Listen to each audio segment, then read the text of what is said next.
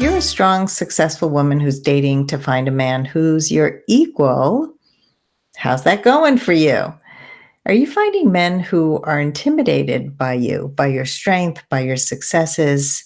And do you feel like you have to change who you are to attract the man that you want? In today's video, you're going to learn why it's hard for women like you to find the love you're seeking and what you can do to improve your success in love.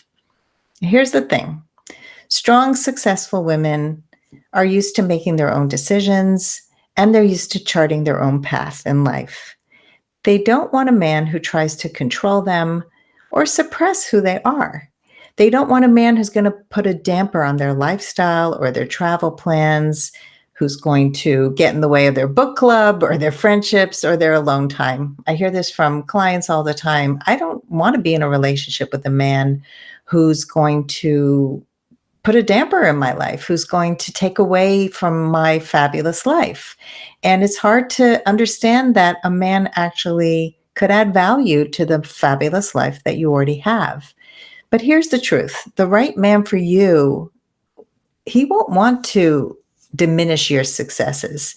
He will not ask you to compromise who you are in order to accommodate him. He's going to be attracted to your ability to make good decisions, your ability to get things done and create the amazing life that you have.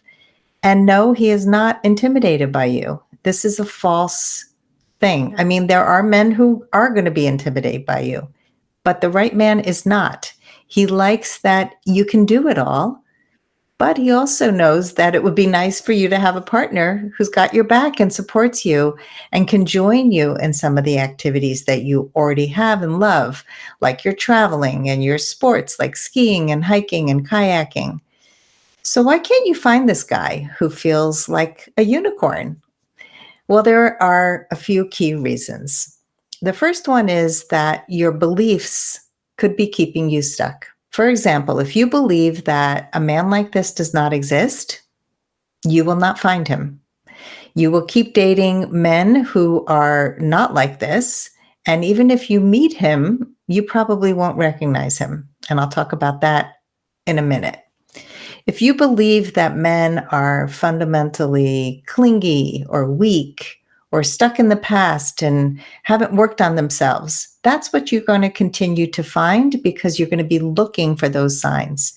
That's what happens in our brains. We have like a bias to look for negativity, and that's what you're going to continue to find.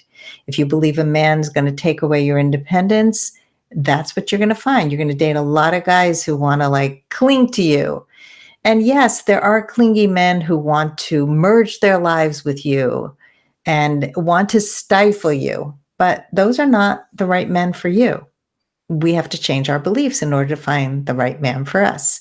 Even if you believe that this man is rare and it's hard to find him, just believing that he exists is going to help you to continue to date until you find him, because many women give up on dating when they believe that he's not out there. The second reason it's hard to find him is your attitude. Your attitude is turning off the men you like.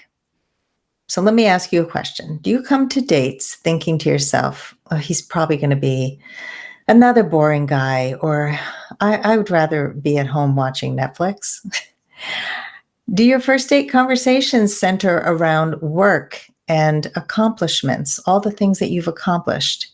I have clients who come to me and when I start to ask them what their first date conversations were like, it's all about work and politics and stuff that's not very relational. It's thoughts and ideas. And let me prove to you how I've become this successful woman.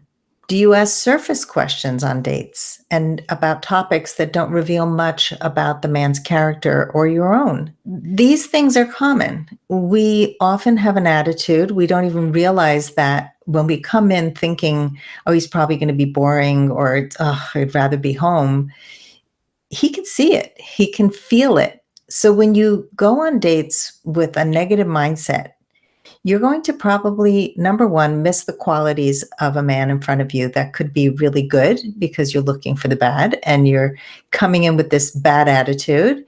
And if you ask surface questions or focus on work and your accomplishments, you're going to both walk away with very little knowledge about who you are and whether there's really a true heart connection.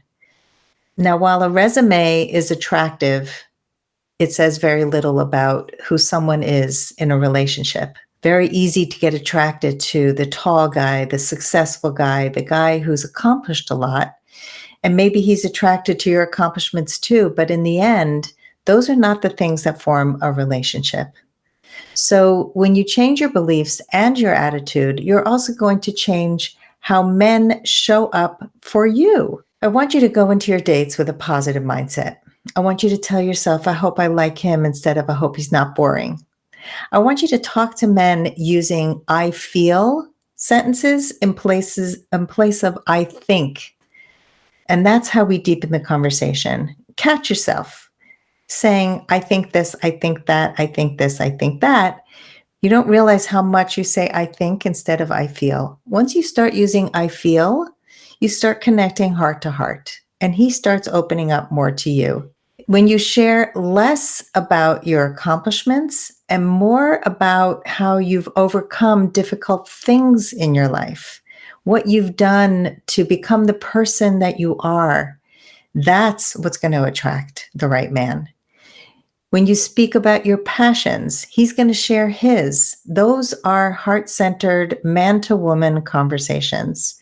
When you ask questions that help reveal who he is and not what he's done, that's how you're going to get to know the right man much more quickly. And you're not going to bypass the right man because you're got this attitude that he doesn't exist. So this is how strong, successful women attract their match. He's probably not going to look like you think. He's probably not going to be what you believed he should be because our type is wrong for us most of the time. Go after the man who is not your type. Show up on your dates with the right questions and the right attitude and the right belief system. And I can pretty much guarantee you that your dating success is going to change and you're going to eventually go on your first date.